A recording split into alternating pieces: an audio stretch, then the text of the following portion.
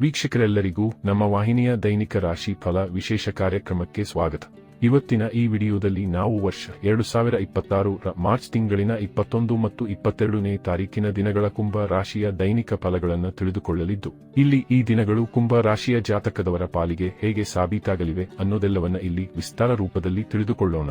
Video ಪ್ರಾರಂಭಿಸುವುದಕ್ಕೂ ಮುನ್ನ ಎಂದಿನಂತೆ ನಮ್ಮ ವಿನಂತಿ ಎಂದರೆ, ನೀವಿನ್ನೂ ನಮ್ಮ ಚಾನೆಲ್ ಸಬ್ಸ್ಕ್ರೈಬ್ ಮಾಡಿಲ್ಲವೆಂದರೆ ಈ ಕೂಡಲೇ ನಮ್ಮ ಚಾನೆಲ್ ಅನ್ನ ಸಬ್ಸ್ಕ್ರೈಬ್ ಮಾಡಿ.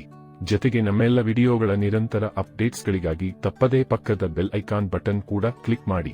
ನಿಮ್ಮ ಜೀವನದಲ್ಲಿಯೂ ಏನಾದರೂ ಸಮಸ್ಯೆಗಳು ಬಾಧಿಸುತ್ತಲಿದ್ದರೆ ಈ ಕೂಡಲೇ ಸ್ಕ್ರೀನ್ ಮೇಲೆ ಕಾಣ್ತಿರುವ ನಮ್ಮ ಗುರೂಜಿ ನಂಬರಿಗೆ ಕರೆ ಮಾಡಿ ಶೀಘ್ರವೇ ಶಾಶ್ವತ ಪರಿಹಾರ ಕಂಡುಕೊಳ್ಳಿ. ವೀಕ್ಷಕರೇ, ಮಾರ್ಚ್ ತಿಂಗಳಿನ 21ನೇ ತಾರೀಕಿನ ದಿನವೂ ಶನಿವಾರದ ದಿನವಾಗಿರಲಿದ್ದು, ಇಲ್ಲಿ ಚೈತ್ರ ಮಾಸದ ಶುಕ್ಲ ಪಕ್ಷದ ತೃತೀಯ ತಿಥಿ ಇರಲಿದೆ. ಹಾಗೆ ಈ ದಿನದಂದು ಅಶ್ವಿನಿ ನಕ್ಷತ್ರದ ಗೋಚರದ ಜೊತೆಗೆ ಇಂದ್ರ ಹೆಸರಿನ ಯೋಗವಿರಲಿದೆ.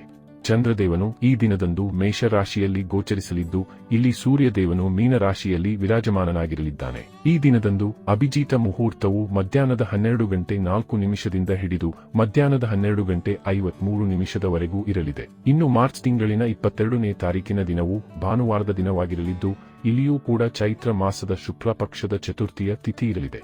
ಹಾಗೆ ಈ ದಿನದಂದು ಭರಣಿ ನಕ್ಷತ್ರದ ಗೋಚರದ ಜೊತೆಗೆ ವೈದ್ರತಿ ಹೆಸರಿನ ಯೋಗವಿರಲಿದೆ.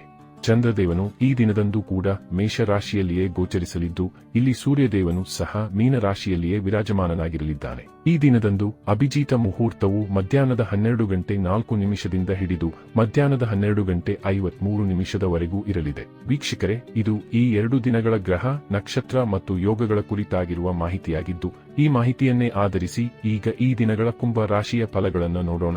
ಮೊದಲಿಗೆ ಇಲ್ಲಿ ಮಾರ್ಚ್ ತಿಂಗಳಿನ 21ನೇ ತಾರೀಕಿನ ದಿನದ ಕುಂಭ ರಾಶಿಯ ದೈನಿಕ ಫಲಗಳನ್ನು ತಿಳಿದುಕೊಳ್ಳುವುದಾದರೆ, ಈ ದಿನದಂದು ಚಂದ್ರದೇವನು ಮೇಷರಾಶಿಯ ಮೂಲಕ ನಿಮ್ಮ ತೃತೀಯ ಭಾವದಲ್ಲಿ ಗೋಚರಿಸಲಿದ್ದಾನೆ.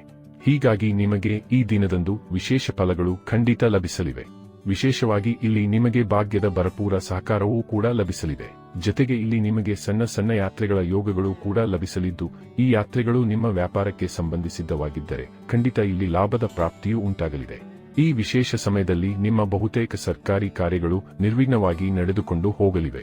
ಜೊತೆಗೆ ಇಲ್ಲಿ ರಾಜಕೀಯ ಕ್ಷೇತ್ರಕ್ಕೆ ಸಂಬಂಧಿಸಿದಂತೆ ಈ ಸಮಯ ಸಾಕಷ್ಟು ವಿಶೇಷವಾಗಿರಲಿದ್ದು, ಇಲ್ಲಿ ರಾಜಕೀಯದಲ್ಲಿ ನಿಮಗೆ ಮಾನ ಸಮ್ಮಾನದ ಪ್ರಾಪ್ತಿ ಉಂಟಾಗಲಿದೆ.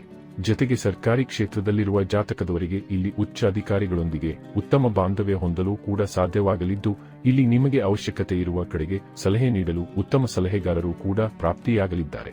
ಈ ವಿಶೇಷ ಸಮಯದಲ್ಲಿ ನಿಮಗೆ ನಿಮ್ಮ ಹಿಂದಿನ ತಪ್ಪುಗಳನ್ನು ಸರಿಪಡಿಸಿಕೊಳ್ಳುವ ಅವಕಾಶದ ಪ್ರಾಪ್ತಿಯೂ ಕೂಡ ಉಂಟಾಗಲಿದೆ.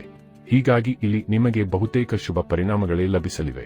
ಈ ಎಲ್ಲದರ ಜೊತೆಗೆ ಇಲ್ಲಿ ನಿಮ್ಮ ಶಾರೀರಿಕ ಬಲದಲ್ಲಿಯೂ ಪ್ರಬಲತೆ ಇರಲಿದೆ. ಯಾವುದೇ ಆರೋಗ್ಯ ಸಮಸ್ಯೆ ಇಲ್ಲಿ ನಿಮ್ಮನ್ನ ಬಾಧಿಸುವುದಿಲ್ಲ. ಜೊತೆಗೆ ಈ ವಿಶೇಷ ಸಮಯದಲ್ಲಿ ವಿದ್ಯಾರ್ಥಿಗಳಿಗೂ ಉತ್ತಮ ಫಲಗಳು ಲಭಿಸಲಿವೆ. ಈ ಅವಧಿಯಲ್ಲಿ ನಿಮ್ಮ ಸಂಬಂಧಗಳು ಕೂಡ ಸಾಕಷ್ಟು ಸದೃಢವಾಗಿರಲಿವೆ.